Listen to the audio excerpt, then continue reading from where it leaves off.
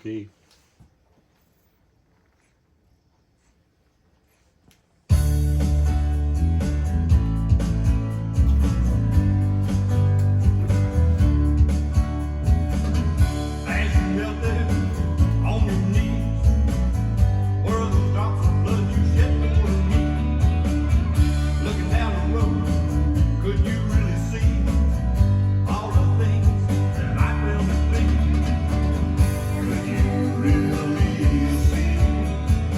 See? Or are you looking at me?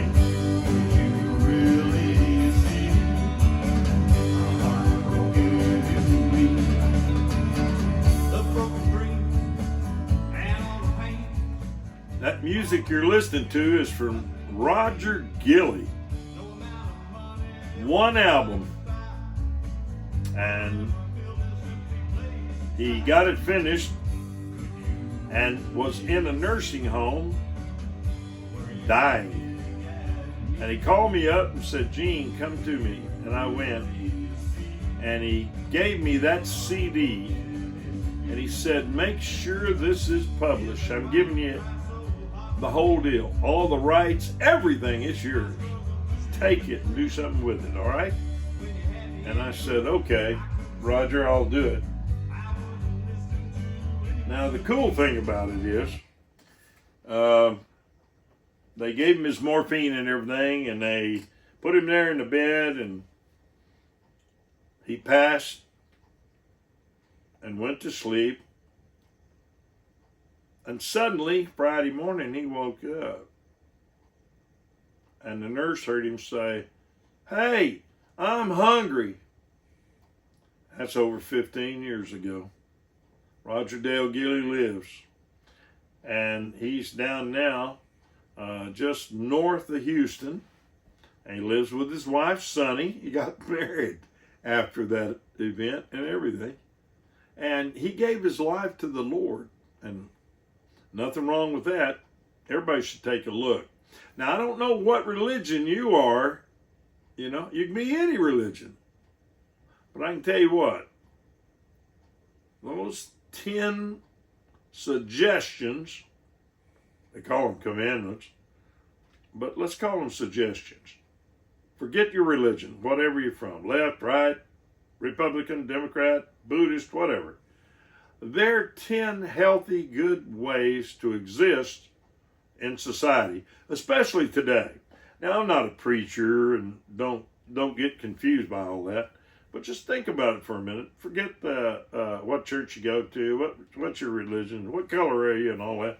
In fact, in my opinion, if you don't mind listening, I think they ought to take the word race off driver's license. If you can't look at the picture, who cares what race you are? Just you're who you are. We had a rule in the motorcycle group that I used to belong to, and I'll tell you, it was the booze fighters. All right. Now, you could be a black prospect or a Latino prospect, but after you became a booze fighter, you were a brother. You weren't a black booze fighter. There are no black booze fighters. There are only booze fighters. Remember that thing, and that's something to think about. And that's the way life should be. Well, so much for that. Now, I've got a great surprise for you today on today's podcast, something a little bit different. And that is, you may have heard the name before on the previous podcast. Excuse me. Well, you know what? We might get a sponsor here. You know what this is? This is a caffeine-free Diet Coke. And my voice is getting a little raspy. How about this?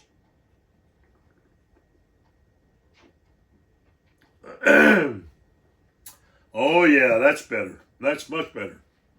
Why am I drinking that? I'll tell you why. I'm type 2 diabetes. A shot in the morning, a shot at night. Take my blood numbers and everything. And that's pretty common. Biggest cause, honestly, is overweight. If I was skinny, I probably wouldn't be a diabetic. So I'm working on trying to get skinny. And at 81, it may be a little too late for me. But that's never too late, right? James Bond said that. Okay. And you may have heard me use the name before, John Henslin. John Henslin is both my director and my producer. So right now, I want to invite John to come over here and sit down in the chair. I think you're going to find him pretty interesting. Come on in here, John. Now, right away, you'll see that John, he's quite a bit older than me. Yeah, right.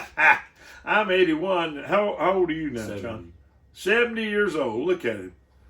And this is what not drinking and smoking will do for you. And John's had too many women in his life, turned his hair gray, and most of them have pulled some of it out.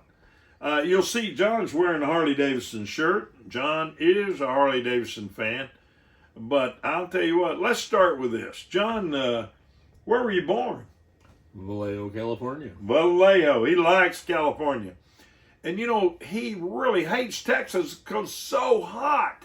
And this is what I really like, right? It's so hot. How long you been here in Texas now? 40 years. 40 years. Can't wait to get back. Yeah. And he walks around with a cell phone and he'll always tell you what the temperature is right now back in Vallejo. Well, tell us about you, John. A little bit. How many brothers and sisters do you have? I've got an older sister. One older sister, okay. And your mom, of course, I know your mom personally, real well. Took her to Billy Bob's one time. Yep. She had a great time. Now, she's still out there in the same house you grew up in, right? Mm-hmm. And your dad, he was an Army cook. Navy. A Navy cook, that's right. And he was also involved in Boy Scouting early on in his life, too. Mm-hmm. And so then you got involved at some point with computers. And Yep. you made a career out of that, didn't you? Well, they didn't have them when I was involved in electronics. Oh, okay. Electronics. There And you go. They didn't have computers at that time. It was in the early 70s. And you just learned, and guess what? Mm-hmm. And eventually that brought you to Texas, right? Yep. And you've been here ever since. Mm-hmm. Now, one of your hobbies I find to be really interesting, okay, because I participated in many of your events, but what was one of your favorite hobbies? Volkswagen drag racing. Volkswagen drag racing. You know, until I met him, I never really thought about it. And you know what's really strange? I actually raced in what they used to call the V cars, the little Volkswagen open wheel dragsters. Formula V. Yeah, Formula V. And I actually raced Corvettes and Porsches too. And so, but I had more fun than those because it was like you're in the Indianapolis 500 cars, with open wheels and everything. And it was a lot of fun. And then I bump into him. Well, through our years together, and we've been together now about 25 years. Mm-hmm. Yeah. And so 25 years, I got to go to the drag races and watch him. And what was the highest level you ever achieved? I know it was championships. So what did you achieve? Well, I won a national event at Texas Motorplex. So, wow. Under the import and races. Rebuilding transmissions and building engines. And you throw engines in and engines out in a blink of an eye. Mm-hmm. Don't you still have a drag car? Yeah, I still got it. Yeah. Got a Carmen Ghia that you want to sell, don't you? Yeah, someday. Yeah. And a Volkswagen trike, and the list goes on. He likes Volkswagen. Did you ever date a German girl? Not that I knew of. Oh, didn't you find that interesting? Yeah. But you know what? The whole idea and for you guys out there that don't know, I think it's important. There was a book written a long time ago, probably in about 1970, I think, maybe a little later, 72 or 3. And it was about the Volkswagen. The Volkswagen, so many parts of the English language are actually German words. And Volks, and when you say it real fast, Volks and folks is the same word. So Volks means people, and Wagen is wagon. So the people's wagon, or the people's car. Now, as legend tells us, and it's not really a legend, it's true, the people of Germany were struggling, and the cars on the road those days were, let's face it, not dependable. And the roads weren't dependable either. So give us a little history lesson, John, please. About the Volkswagen? Yeah. Well, actually, Adolf Hitler had a lot to do with it. He sure did. Ferdinand Porsche was the one who basically designed it, and they started it in the late 30s, early 40s in Germany, and they built something for everybody that was easy, cheap, reliable. The people's car. Mm-hmm. Wasn't it an airplane engine? Yeah, you can put them in airplanes. Yeah. Air cooled. Yeah, and if you have a bad cylinder, you just take that one cylinder off, throw it away, put a new piston in, go. Yeah. What a great car. And guess what? Rear wheel drive, and the engine was in the rear, so it gave it great weight distribution. Since the engine was in the rear, it allowed the pan, as they call it, under the car to be basically smooth and flat. Well, you're roaring down a road and you come to a big pile of snow, and those little tires on the back just chugging away. You just slid right over the snow. Yep. And as it turned out, as we all know, and if you don't know while you're listening, let me tell you for the first time, if you're taking original Volkswagen, now there's some holes, but it takes a little while for the water to get in. You can pull out in the water and free your wheels and everything, and the dang thing floats. And when you get down low enough to touch the ground, and the motor keeps running because the way the carburetor and everything's on top. And the next thing you know, you're hitting mud, and here you go, and you come right out of the water again. Now, don't try that. I don't recommend it. I did it many times with Barry Powell, and Barry had a ability to pull in swift water and try it. So we might have went in on this side, but we'd be at 20, 30 yards down the road before we got out the other side. And so what a car, interesting history. And John's part of that history because John likes, and I went to the races and watched it. It was an all-day affair. I think we got there around 2 o'clock. And we're in Texas, so there are a lot of drag strips. And they drag an eighth of a mile, not a quarter mile, right? Well, they do both. No, do they? The Motorplex is quarter mile, but most of the other ones are eighth mile. Yeah, well, you run out of power in a Volkswagen, in the original Volkswagen. Oh, yeah, sure. Yeah. Well, I had a Volkswagen. I came back from the service, Vietnam and everything. And when I came back, that's the first car I got. It was great. And didn't go very fast, but you learn one thing that all race car drivers know how to do, and that is you draft behind trucks and everybody else, and it'll pick up the speed, 5-10 miles an hour, even more, and also helps your gas, because as you get closer, you let up on the gas so you don't smack into them, and you get a lot better gas mileage. They already got good gas mileage. I think they're great cars. And they're even still being made today, so not exactly the same car. But it was a great idea, and I'll tell you why it was a great idea. They made the same car year after year after year, and the price didn't go up much. And the reason they did, no new engineering. I mean, I'll bet you they made that same car for 20 years, didn't they? Well, at least. Yeah, at least. And then somebody came up with, I'm sure Detroit, saying, well, there's a danger having a steering wheel that close to the windshield. And as they passed, and they're going to give them a little slack, but they passed a rule indicating the space between the windshield and the steering wheel.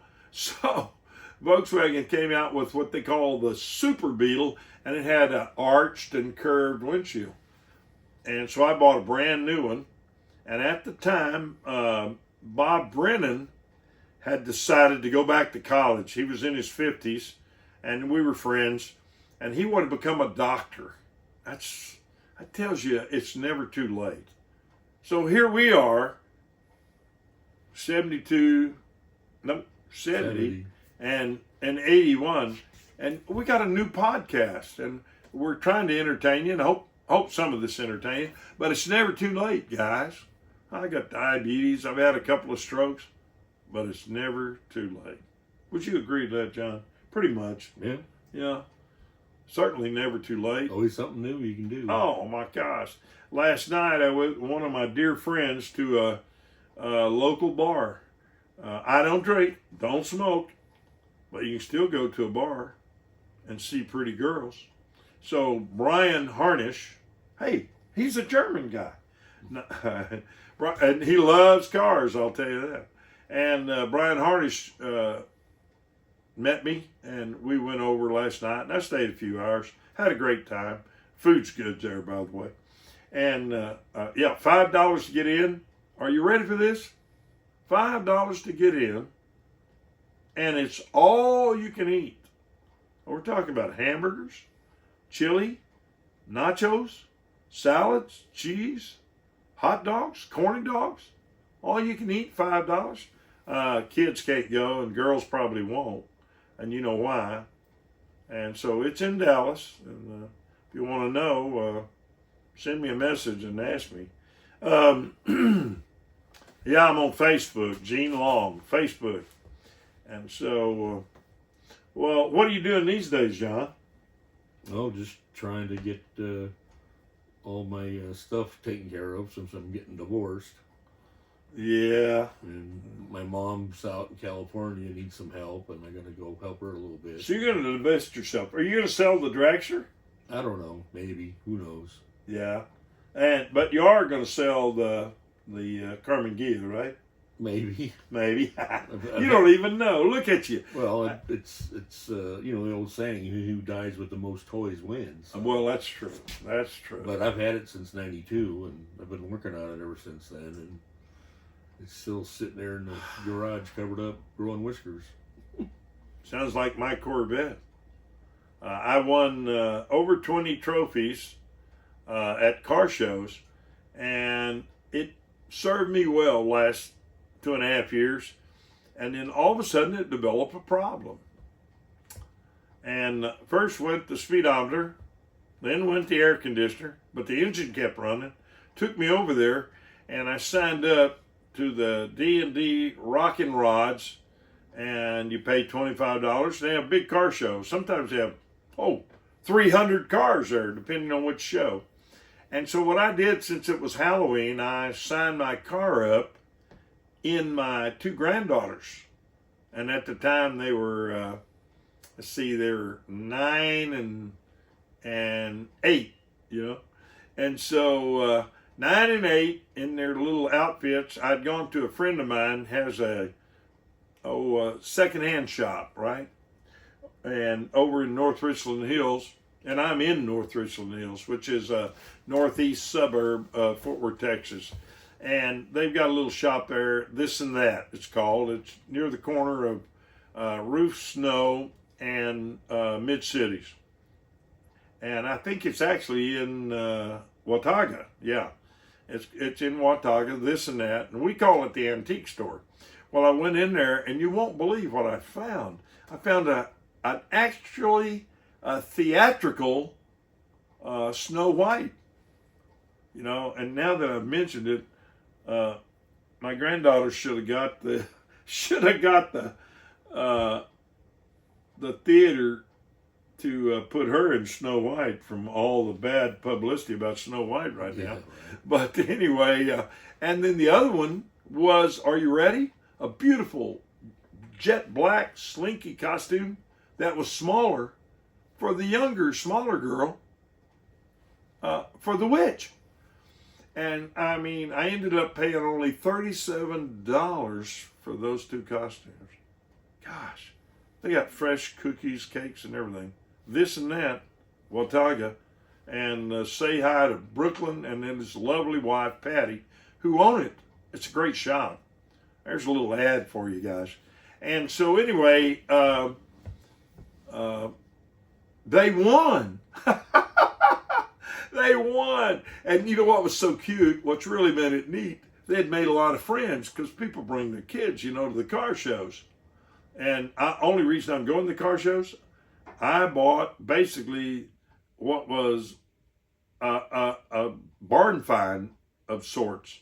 And John Hensland, he may not be the greatest car mechanic in the world, but let me tell you, he knows computers. Says who? And he can, says who. And he can go on a computer and he just figures out problems. That's what he does best, figure out problems, So any of you girls who don't have a boyfriend who have problems, come talk to John. He can figure out your problems. And but anyway, they went out and gathered all their friends that they had met that day, and they all got up there for the trophy presentation, which is pretty darn cute. And the reason I'm saying that, D&D Rockin' Rods is owned, operated entirely by Donna Googlesby Wilson. And I just talked to her on the phone. She's had some health issues, but she's going to come do a podcast with us, and we're going to let you see what it's all about and everything. Now, I know some of you guys are in France, and some of you guys are in Germany, and some of you guys are in Florence, Italy.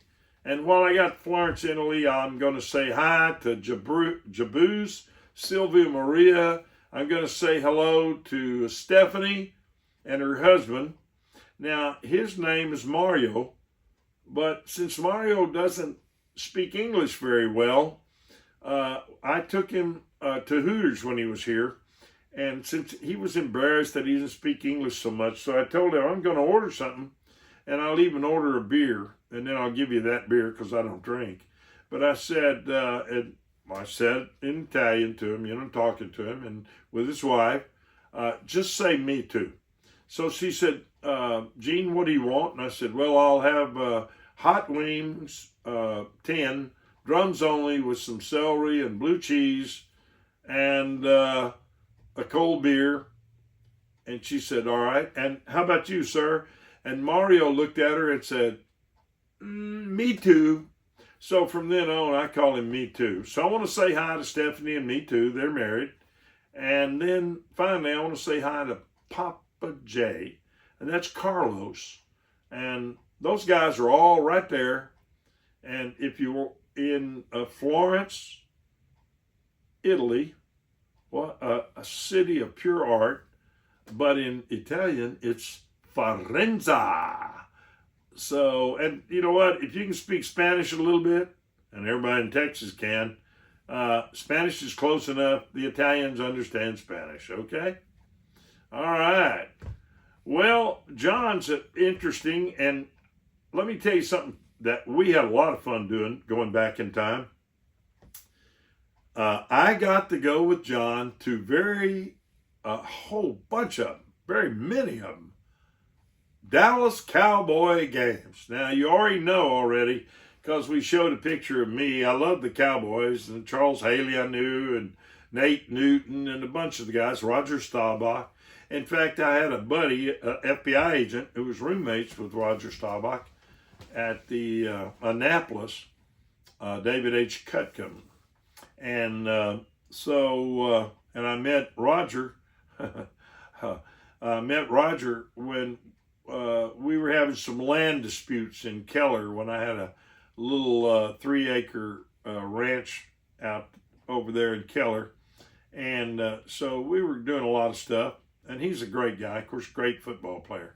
But the point is, I got to go and sit absolutely the first seat right behind the Dallas Cowboy cheerleaders because John's youngest daughter, Lisa Hensland, in my opinion, was one of the most popular Dallas Cowboy cheerleaders. Of course. Yes. Best looking too. Yeah, oh, a beautiful girl. And, she was, John may insert in here some pictures of her. One of my favorite pictures, and she did something really unusual, and that was she swam with a dolphin. I think the dolphin liked her. I think it's pretty obvious. And that was so cool. And she was popular. and she stayed as long as you could stay, which was 5 years, wasn't it? And they increase the money they get each year. It's not a lot. You'll be surprised if you don't already know. Since there's a TV show right now showing the Dallas Cowboy cheerleaders. And then I met a girl way back then in the beginning of the Dallas Cowboy cheerleaders who was from Hearst, and her name was Suzette Russell. There were quite a few girls from around here who were cheerleaders in the early days. And she had the long red hair, and you would see her on Love Boat and in all the movies and all kinds of stuff. And are you ready? She's married, got kids. We're Facebook friends. In fact, I got a lot of Facebook friends. 1,200 Facebook friends. I can't hardly answer all the Facebook questions all the time. Well, John, you got anything else you want to say? Well, how's your Harley? What year's your Harley? '02 Heritage. '02 Heritage. And for you guys who really know Harleys, that's the FLSTC, right? Oh, you got fuel injection. Okay, FLSTCI. Just so you'll know what those letters mean. FL means the fluid, and that's the big fork front end. ST stands for soft tail, which means it actually has shocks, but they're well hidden underneath, so it appears to be a hardtail, but it's a soft tail. The C denotes classics, and the classic has black leather saddlebags, a windshield, a sissy bar, and it's a heritage. That's the way the old Harleys looked. And then I is for fuel injection. And believe me, fuel injection made all the difference. The old starting routine for years was, your leg. And then they went away from that and went entirely to the electric start. But even after they went to electric start, you had to turn the gas on, pull the choke out, start it, warm it up, push the choke in a little, push the choke in a little, push the choke a little, it die, you start it again, and pull the choke out again, get it all smoothed up, clean it out a little bit, and then put it in gear and go down the road. Well, fuel injection came, and it had a pump and everything on it, fuel pump. And what happens? No off and on gas. That's number one. Number two, you hit the button, it starts, instantly starts. Now, it's always a good idea just to warm it up a bit. But today's Harley Davidsons, and Harley needs all the help it can get. Now, I don't know if half of the Harleys has really been purchased by Tesla or not. Maybe that's an April Fool's joke, but I did see the post. But they need a little help. I want to remind you that Harley Davidson is an American motorcycle. Now, I know you guys are enjoying, and there's no doubt about it, the quality of Hondas and Yamaha, Suzuki's, Kawasaki's, BMWs, which Germany, Moto Guzzi's from Italy, and there are bikes from all over the world. In fact, when the British ran off during the independence of India, they left the factory over there.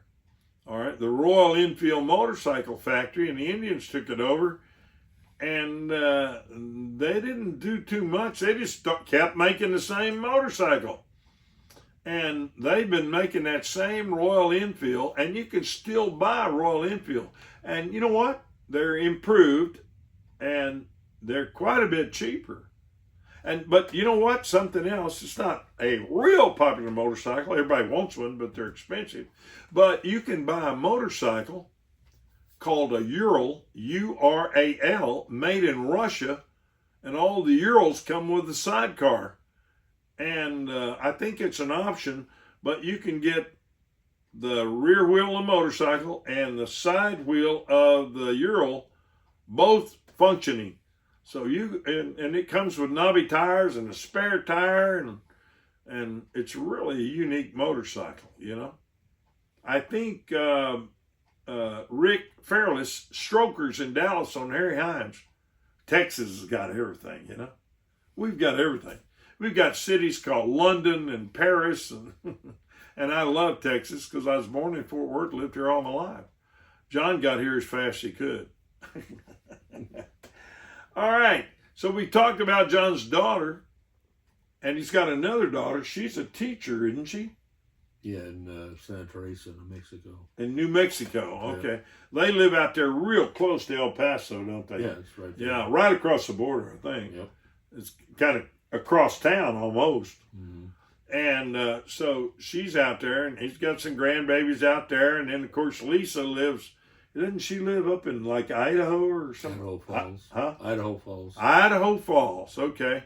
And she's got some kids up there. And, you know, and John's had a good life, and we've been friends for a really long time. And let me tell you, John knows about riding a motorcycle. One night I was on a trip, and John was watching out, checking on my house and everything, and had come over to check the house. And as he pulled out on Grapevine Highway in Colleyville, he was hit by a hit-and-run driver that left him laying flat on his back, really hurt seriously, in the street, which is, what, probably at least 5 lanes or maybe more. And, I mean, cars speeding by. How many cars do you think went by you before somebody stopped? Oh, couple. Yeah. Couple did, and they just slow down, and I'm waving, and they just keep going. Keep going. And that wasn't it about 2 o'clock in the morning, wasn't it? Yeah, 1:30, something like 1:30 in the morning. Wow. And so he survived, thank goodness. And that's what counts. And he's here. And I was fortunate, you know, I might have slipped down, especially when I was young. I let Bobby Cheatham, he just passed away not too long ago up in Gainesville. I was letting Bobby drive my scooter, and I was behind him, and it was a little damp on the street, and he didn't have the experience I had, and he hit the brakes, and we just slid right out from under us. And I had another little wreck with a beautiful girl on the back, riding Barry Powell's Eagle, Cushman Eagle, and slid off the road a little and got in the gravel, and then the next thing you know, boom. And, you know, you get a lot of road rash. And I know I broke 4 ribs and 2 arms going 6 miles an hour on a little bicycle. And the tire just slipped on the pavement and boom. But thank goodness I had a helmet and I had gloves, long sleeve shirt, long pants, and some leather shoes on. Now I like tennis shoes and all that, but when it comes down to it, breaking your toes and dragging them on the ground, it's a good idea to wear leather shoes. Well, you got anything else to say, John? Nope, that's it. You know what I'm going to do while you're kind of getting up and getting set? I'm going to click on our little deal here and see if Roger Gilly will give us a little music and play us out. How about it, Roger? Are you there? Give us something, will you? Might be coming. You figure it out. If I can figure it out. You know, you never can. Come on, Roger. Let me try one more time. Hey, this is fun. This is what live TV is really like. Did you wind it up first? Here he comes. All right, see you later. All right. Hey, listen to Roger Gilly as we sign off. Yeah.